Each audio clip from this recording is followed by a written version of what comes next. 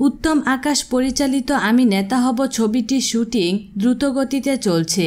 ঢাকার উত্তরায় শুক্রবার রাত 12টা পর্যন্ত শুটিং করেছেন ঢালিউড সুপারস্টার শাকিব খান। ওমর সানি, মৌসুমী ও শাকিব খানের বেশ কিছু দৃশ্য ধারণ করা হয়। ছবির শুটিং নিয়ে শাকিব খান বলেন, উত্তম দা একজন গুণী নির্মাতা। তার সর্বশেষ ছবি রাজা 420 ভালো ব্যবসা করেছে। আশা করছি এই ছবিটিও ভালো ব্যবসা করবে। ছবির গল্প এবং সংলাপ আমার বেশ ভালো লেগেছে। ছবিতে শাকিব খানের বড় বোনের চরিত্রে অভিনয় করেছেন মৌসুমী এবং দুলাভাইয়ের চরিত্রে ওমর সানি। আমি নেতা হব ছবিতে শাকিব খানের বিপরীতে অভিনয় করবেন বিদ্যা সিনহা মিম। জানা গেছে ঢাকার বিভিন্ন লোকেশনে আরও কয়েকদিন ছবিটির শুটিং চলবে। শাপলা মিডিয়ার ব্যানারে ছবিটি নির্মিত হচ্ছে।